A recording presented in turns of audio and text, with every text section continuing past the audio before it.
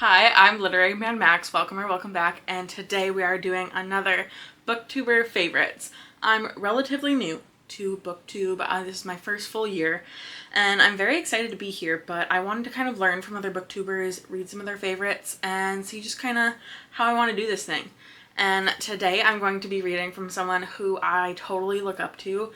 They have the best fantasy and sci-fi recs out there, and that is Tori Morrow. I think that she has the best recommendations, and she definitely doesn't put out content to put out content. I think all of her stuff is so very specifically put out, and it's high quality, and she just reads the best books. So I'm excited to read some of her favorites. Hi, if you're new, I'm Tori, and today we are finally going to be talking about my top 10 best books of 2024. Off the top 10 list, at number 10, I'm putting The Reformatory by Tanana Reeve-Dew. This was amazing. This is actually the earliest book on this list that's making my top 10. I read this all. I have been waiting to read this. It was Aardvark's best book of last year, so I have the Aardvark edition.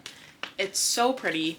It's historical horror, which is usually not like my favorite kind of horror, but everyone, even people who don't read horror, people who do read horror, seem to love this, and I'm very excited to put it on TBR. Asunder by Kirsten Hall. They just go together. But at number 8, I'm gonna put The Jade Setter of Janloon and Jade Shards, both by Fonda Lee. The Jade Setter of Janloon is... I will be reading those. The Greenbone Saga was one of my favorite series of last year, and I kind of read a lot of series, so that is saying something.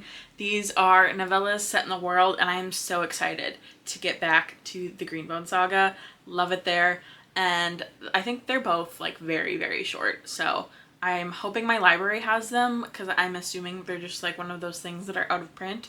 So hopefully I can get my hands on them, and if I can, that will be the next book in the TBR. 7 is The Unbroken by C.L. Clarke, and this is book 1 in the Magic of the Lost series. Book 3 is slated to... I would totally read that. I don't have it, so if things happen where I have things on my TBR, they will take precedence over that one, but I would be happy to read that. It's absolutely on my list. And then coming in at number 6, you guys, is such a great sequel that is On Vicious Worlds, and this is book 2 in the Kingdom trilogy. And actually book 1, These Burning Stars, made my best of the year list in 2023. So I always love it when a sequel can... So that's great news for me, because I haven't read that series, but I do have book 1, and especially since she put it on her best of 2023, I feel totally comfortable counting it. I have heard not a whole lot about this, actually, and I think that I got it because of Tori, so I'm super excited to put it on my TBR. This is like sci-fi, it's queer, very good. We have a bit of a color scheme going on so far. Coming in at number 5, this one just feels really special, really bittersweet, because not only is it the finale to what is now one of my all-time favorite fantasy trilogies, but the 2 books in the series before it also made my best of the year lists in the years that I read them. So it just feels like a, a little full circle moment, and it just deserves it. It's incredible, and that is The Trials of Empire by Richard Swan at number 5. Again, this is the final book in the series. This is The Empire of the Wolf. I have been wanting to read Richard Swan. Again, if things happen to be on my physical TBR, they will bump this down, but I definitely want to read this at some point. Coming in at number 4 is Demon in White by Christopher Rocchio. This is the 3rd book in the Sun Eater series, and it feels actually kind of weird to say that this is book 3 because I feel like I've read so much in the Sun Eater universe at this point now. I've read 3 in the... Okay, so I'm going to again cheat and pick up The Empire of Silence because I haven't read the Sun Eater series yet. Obviously, I want to. I have book 1. I feel like everyone is reading this right now. So since book 3 is on her list, I'm putting book 1 on my TBR. Be anything other than The Will of the Many by James Islington. This book took over my life in 2024. That was my best book of last year. It was so good. I am so just in need of a book 2 release date. I cannot wait. This just deserves my number 2 spot, and that is none other than The Empire of Gold by S.A. Chakraborty. I also read the David Bode trilogy last year. So good. Loved it so much. Love pretty much everything that she puts out. Looking forward to Amina El Sarafi number 2 this year. So good. You guys, let's get into the number 1 book that I read in 2024. This is just, I don't know. I felt this way when I talked about the first book in this series, which actually also made my best books of the year video. It made it in 2023 and it was also in the #1 spot. I just vividly remember talking about that book and introducing it as my #1 book of the year, and I'm feeling those same feelings, but they're kind of heightened because this somehow was so much better than the first one, and that one was already phenomenal. So this series is just, this series is on a different level. She has me on the edge of my seat. I need to know what it is. This author has been able to do over the course of these first 2 books, but especially in this one. My #1 book of 2024 is The Wall of Storms by Ken Liu. I feel like I don't want to repeat everything that I said Okay, I guess we're starting the Dandelion Dynasty. Alright. This is such a long series. It's only 4 books, but the books are really long. Obviously I want to read it. I have it, but like, this is a lot. These are really thick books that we're having on this TBR. Who did this to me? I guess there's novellas, so at least there's that, but this is the TBR. These are some like anticipated 5-star books. She made me a really good TBR. Thank you, Tori. And I'm excited to get into them. I think that I'm going to start with The Grace of Kings. So let's get into that. So here's the thing. I was going to update you at 100 pages, but I didn't really feel like I knew what was going on. So then I was like, okay, I'll update you at 200 pages. And I still really didn't feel like I knew what was going on in a way that I could explain it to anybody. And now we're at 300 pages and I still feel that way, but like we're halfway through. So I feel like I need to try and talk about it. We're mostly following Kunigaru, who was like a gambler, and then he is turned into a rebel and is trying to lead this rebellion. He also has a wife at this point, and I love her. She's great. She's like my favorite character. And Mr. Kunigaru and Mata Zindu have been friends since they were kids and have kind of separated. Mata Zindu is a leader of sorts, like a recognized one, and Kunigaru has been leading a gang. And now they're adults trying to just kind of figure out a way in this world. And specifically, Kunigaru is definitely being followed around or supported by God, and we get interjections from the gods at certain points because they involve themselves in the lives of like the mortals, I guess, and no one can quite figure out who is dealing with Mata Zindu, and it's even the omniscience doesn't know, which is very interesting. Also, Gia is pregnant, and if anything happens to her, I'm gonna be so mad. Gia is my favorite one. And a lot of other things are going on too. Like, there is so many movements politically, but I just can't keep track of it. There's too much going on for my little pea brain, but I think I am enjoying it. It does read kind of dry, but now that I am 300 pages into these characters, I do care about them. I'm also buddy reading with someone, which is helping a lot. Her notes have helped me like understand what's going on, and I feel bad that I'm not like contributing a lot to especially the beginning of this. I also started it on audio, and I don't know why I did that. That was a really stupid decision. But this is reminding me a lot of the Greenbone Saga in the way that it is so political and they just kind of list the world building at you, but I am really liking it. We're also getting to see this child emperor, and he's just spoiled beyond belief. We've gotten a little bit of his internal monologue, and he pisses me off to no end. He's just kind of like, why aren't the poor people just like not poor? Why don't they just figure it out? He's 11.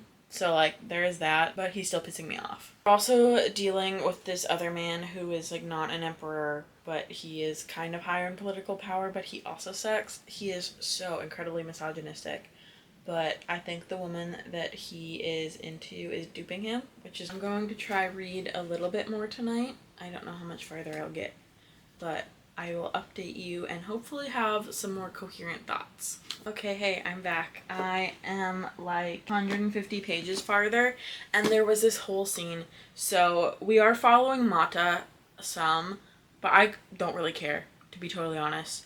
But we're also following Kuni and his wife Gia, and they are my, like, I'm the most invested in them. They are the most, like, main characters, and Cooney just like cheated on Gia for 10 days straight with a bunch of women from a brothel of this kingdom that they just overtook. And he's like, nobody tell Gia. And I'm so mad at him.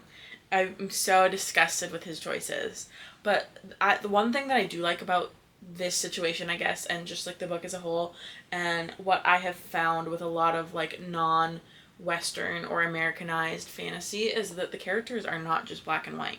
They all have different levels of grayness in them, and I think that that's just so much more interesting. It's a lot less boring, and I still am really hating Cooney right now. Even though Gia did also cheat on him, it feels different because he like has left her behind for months and months and months with their newborn baby, and she was just seeking a little bit of comfort. And I'm really hoping that this isn't the kind of story where, despite him doing the same thing, he doesn't forgive her because it's a woman that's doing it. He hasn't really been like misogynistic so far, but that is a worry that I do have. So I guess I'll update you when I finish it and give you my final rating. Usually, being an omniscient reader is something that I enjoy. I enjoy knowing things that the characters do not. However, this book, I almost feel like it was too omniscient.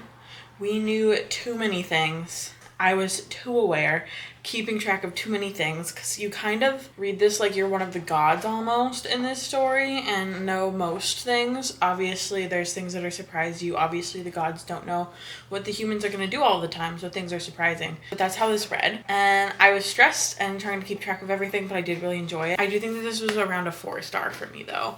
I could totally see the rest of the series being 5 stars, but just getting into this world took a lot of effort. But I did like it once I was into it. I think that the characters were really interesting. The politics were really interesting. Kunigaru is dealing with his morality right now, and I love when our main character is kind of trying to figure out where his morals lie and what he's okay with and what he's not. And he didn't always do what he thought was morally correct. He is just trying to bring about a better world, in theory. And I'm absolutely going to finish this series, or at least read book 2. And I'm excited to continue the series. So that's my thoughts on this book. Let's get into the next one. Just ignore the clean laundry. I'm about to put that away. But I am like 25% of the way through The Reformatory by Tananarive Due, and I'm really liking it so far. It is really sad though. We're following Gloria and Robbie, who are siblings. Their dad has left because he got accused of something. They are all black in a very southern white town, even though they are technically supposed to be free. They're really not. People are very prejudiced against them. Robbie has tried to defend Gloria from this white boy who was like making advances on her that she did not want, and he gets sent to the reformatory, which is this awful, not jail, but place where boys go when they've done something wrong, even though he hasn't done anything wrong. He didn't even really get a trial, and it's so heartbreaking what he has to go through, and he's struggling, and he's also seeing haints, which are like ghosts, and just dealing with all of that. And then on the outside, Gloria is doing everything in her power as a teenager, pretty much on her own, to try and get him out. And I just know that this is going to be heartbreaking. I do have to put it down tonight though, because I'm going on a hike tomorrow and I have to wake up very early, but I will probably listen to it on audio while I'm hiking and driving there and stuff, so I may just finish it and update you at that point, and I'll put in a couple B-roll clips of my hike that is interesting to you. But yeah, that's where I'm at right now. I'm really, really liking it. I'm nervous that this is going to make me cry. I think that it's going to be very emotional, but I am really enjoying it so far. And I'll see you when I have an update.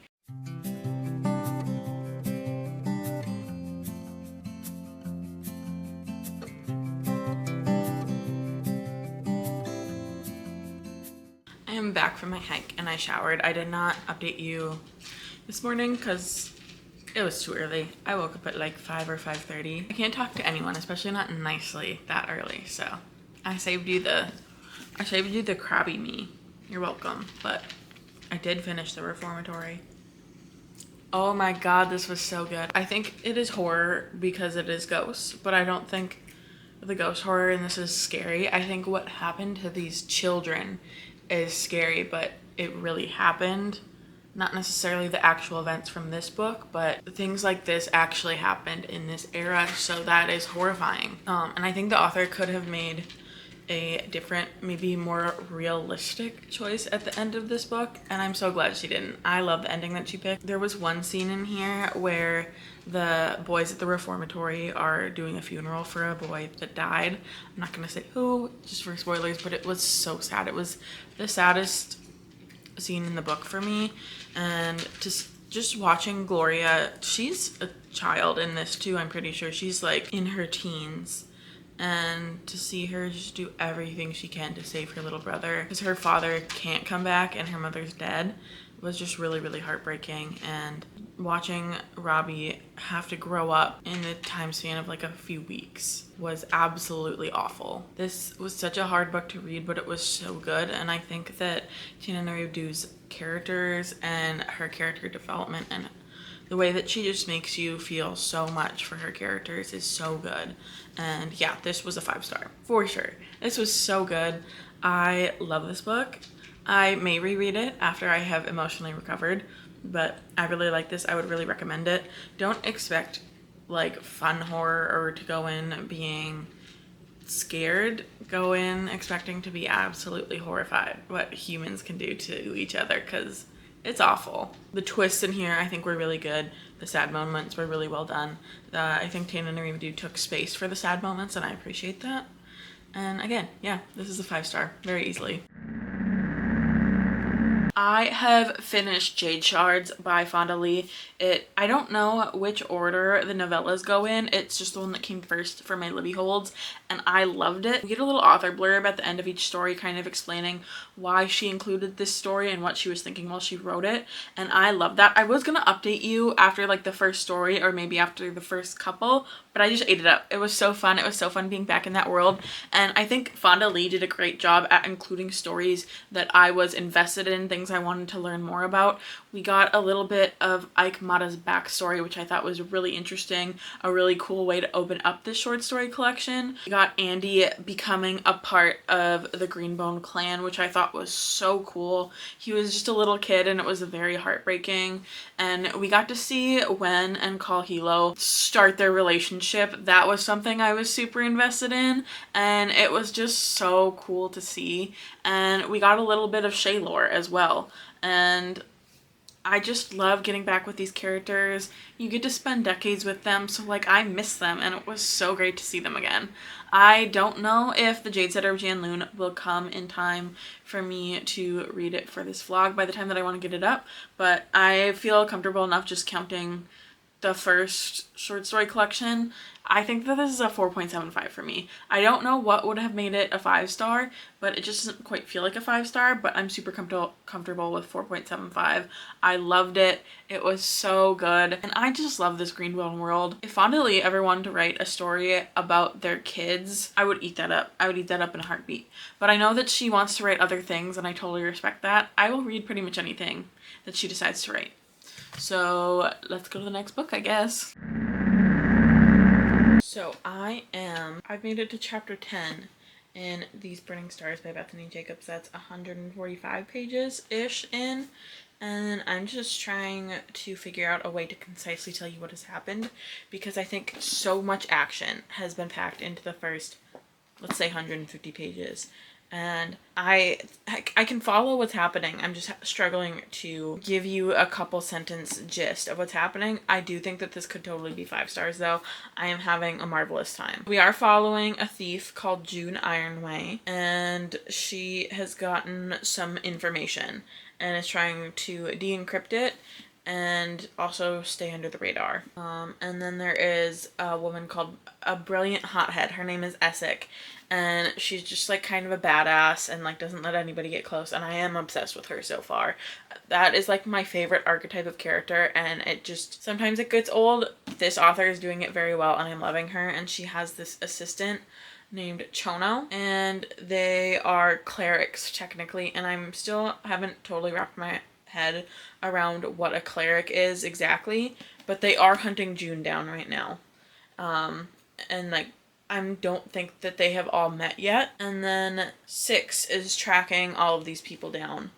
And Essek has met Six when they were a child. And when you are a child in this world, your pronouns are it, and then you pick a gender at the end of your childhood, and these children are training to be different jobs in this world. And Essek was basically like, hey kid, if you really fuck some shit up, maybe I'll take you on as what Chono is to her now. And I just am having such a great time waiting for all of these characters' storylines to collide.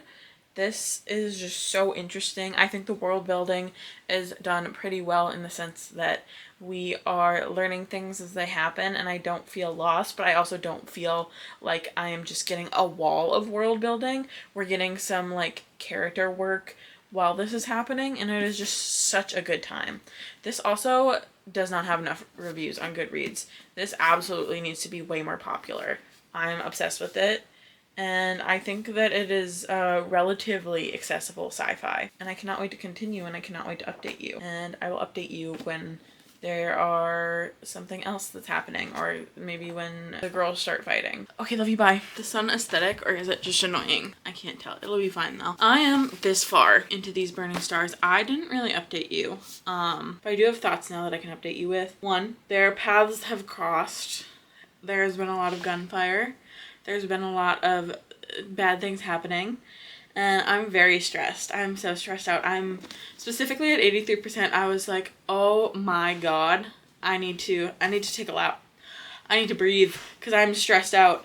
And then we are getting also these backstories, because at each chapter, at the beginning of each chapter, we get a year where we're at and stuff. So it's definitely going back and forth, and usually in books, that really bugs me, but we have gone backwards, or like back in time, flashbacks, relatively often, but the character work in this is so good. I care so much about the characters that I'm just invested in all of it. I want to know everything, and I'm so excited, and we're getting like the motivations for all of the characters and stuff like that. I cannot wait to finish this, and I am also so scared to finish this. I know that book 2 is out for this trilogy, but book 3 is not. And that is stressful. If I explained to you what's going on, I can't remember. Essek, when she met Six, was like, hey, do something big for me, kid. Impress me. And didn't take Six as her, like, novitiate, I think they call them. And instead took Chono, because Chono was being, like, loaned out to a bunch of gross people to have sex with, kind of against her will. Very icky. And now Chono and Essek are in this like frenemy work situation. Chono just keeps coming back to get beat down by Essek, and it's not great, but she's also making that choice. And Essek is just like this hothead, will use anybody for her own gain, doesn't care about anyone, will do anything, kill anybody to get what she wants. And I do love her, but obviously she's not making good choices. And then we have Six, who is this mysterious. Essek met this child at 11 and has not stopped thinking about them since. But Six has gone all around the galaxy, being a thorn in Essek's side, trying to impress her, I guess, but also trying to take her down. It's very interesting. And then we are also following Jun and Lise, who are a couple, and Jun is trying to expose Essek's family, I think. There's a lot going on. I haven't necessarily had trouble following all of it, but I think I'm having trouble remembering all of it to relay to you. But I'm loving it so far. I do think that this is going to be a 5-star, and I just don't really want to finish it. But I think I'm having a really crazy Friday night, if you're wondering. I'm going to finish this book and clean out a cupboard in my kitchen that has needed to be cleaned out for a really long time. I am the life of the party, and I'm also waking up at the ass crack of dawn to go to a library book sale tomorrow. But it should be fun, and I get to see Brie again, and that should be extra fun. We're going to bookstores in Eugene, and there's a few of them. It should be good. I'm on a book buying ban though, technically. The library book sale's not counting. That's for something else. But hopefully I don't buy any books at bookstores. That's the hope. I would not mind getting book 2 of this though, because I just want to know what happens. Or Sky Daddy. I also want a copy of Sky Daddy, and I don't have one yet. So maybe one of the bookstores will have that. We shall see. I will update you when I'm done with this. I'm not going to show you my cupboard though because it's disgusting. But I will update you when I'm done with this. I didn't update you last night because I finished cleaning my kitchen and I was like, I'm going to bed. But I did finish this book too. And it is so good. The twist in this, I did not see coming at all. I think that I was working so hard, following the characters, loving the characters, that I was not even trying to predict anything. I had no predictions. I had no thoughts in my head while I was reading this. I was just enjoying it. And then the twist happened and oh my god. This was so good. This was so good. This was a 5-star for sure. I can't talk about the twist because it would ruin it for you. I'm not talking about spoilers in this video really. So the twist in this though, so good. I cannot wait to read book 2. Things didn't really wrap up. Things just changed. There was a few big character decisions, a few big reveals, and I thought they were so good, so unexpected, and I think that this author just writes sci-fi really well. Is this her debut? This does in fact look to be the author's debut, which is crazy. When does book 3 come out? I have to wait till November, and it comes out the same day as The Strength of the Few does. That's gonna be a tough one. I still have to read book 2, so there's no reason to stress out about it next. I will see you for the next book. I'm 30% of the way into The Sun Eater now, and I don't think I've updated you once. Not The Sun Eater, that's the book series, Empire of Silence, by Christopher Rocchio. I have heard pretty much every creator that has read this series pronounce it differently, so I don't feel bad. I feel bad for Christopher, but I don't feel bad overall. So far, our guy Adrian, his age is confusing me because he both acts like a child, but I think he's like 50, which is not that old in this world.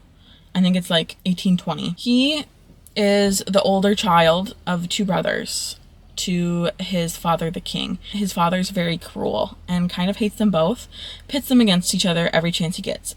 And Adrian keeps making mistakes, but he's trying to get off this planet and go be a scholar like his tutor was, but he's going to be a scholar like his tutor was. He's trying to escape and not go where his father intends to send him.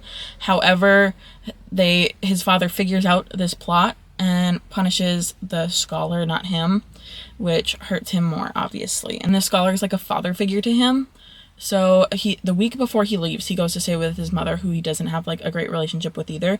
But she's like, hey, I'm going to get you to where you want to go. I'm plotting, scheming. I have all of these things in motion. Don't worry. Don't even sweat it, my guy. And then the day before he leaves, he fights with his brother and kicks him in the head, but he's still breathing. So he should be fine. Everyone's fine after a kick to the head. And he gets off this planet. He is with this pirate-ish crew, and he goes into this cryostasis state, so he really has to trust these people. I think that he has made a lot of dumb decisions so far, and that's been really frustrating. If the Will of the Many, Viz from Will of the Many, is like this overpowered, over-smart character, Adrian's like the exact opposite. And I didn't really have a problem with Viz, but Adrian's pissing me off a little bit. Like, were you a sheltered royal brat? Yes, but also you're still pissing me off. But now he's on some random planet, buck naked, without his signet ring, which has a lot of information and money on it.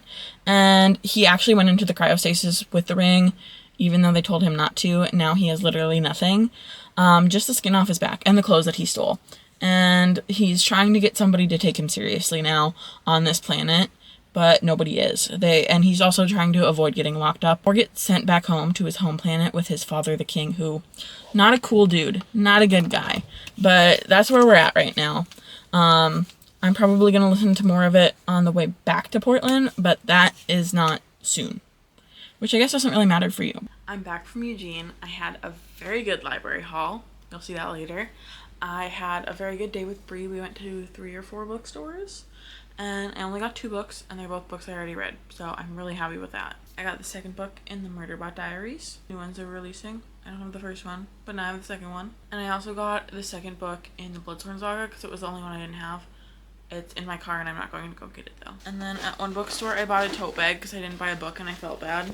And then we also stopped at, like, a craft/farmer's market, and I got this thing. I don't know what I'm going to do with it yet. Maybe it could be a new TBR jar or something. And I got these little dishes for sauces, because this is how much sauce I need. And then I got these cute little stickers from a shop called Allie Riley. Sorry for the unsolicited haul. I know you're here just for the book talk, but That's too bad. I'm so sorry. I'm 60% of the way through of Empire of Silence, and I feel like our boy Hadrian has lived 1,000 lives at this point. He was homeless on the world that he just got dropped off at and fell in love, and also watched this love die in like 2 years.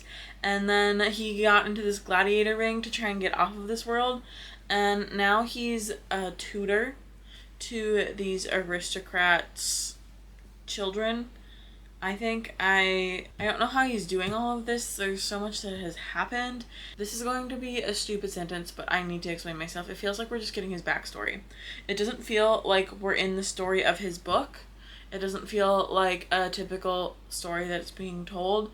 It feels like we're not quite there yet. It feels like we're not necessarily getting too much backstory, but it just feels like we're being told his backstory and not his story, and I don't know how to explain it, but that's how I'm feeling right now. I know that people say that this book series doesn't really like kick off until book 3, but I'm really liking this so far, and I am stressed for Hadrian, but also like if he died I wouldn't be that sad, so I don't know if that means this is good or not, but I'm invested. I like all of the world building that we're doing.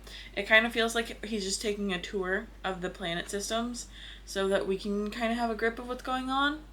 I don't know, but I'm having a good time, and I do need to go to bed though, so this vlog is going to go up late, which is fine, but I will update you probably when I finish it. I think I need to go to bed, and I will update you when I'm done with this. I finished Empire of Silence, and I do realize now especially why it was dumb for me to say that it feels like his backstory. It feels like Hadrian's backstory. He's literally telling this to us as it's the past. He is somewhere else, and I don't think we ever get a clear answer as to why he's telling this to us, and I did really like it, but I feel like it was just too many different things and we don't totally see how they connect yet, so it felt a little bit disjointed, but I am still very intrigued and I cannot wait to continue the series. I think I'm giving this like a 4.25-ish, somewhere in there, and I'm really happy that I read it. I'm excited to continue the series, but it's just like, it's just not quite that like 5-star feeling. And again, Tori didn't rate this one 5 stars. It was not one of her best of the year.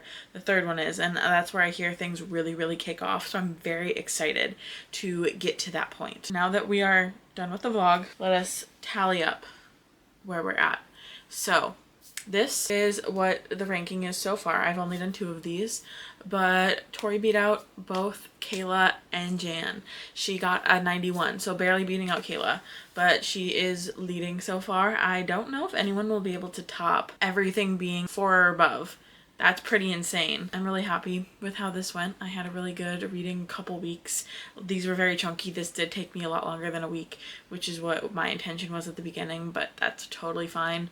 And I hope this was fun to watch, and thank you so much for being here.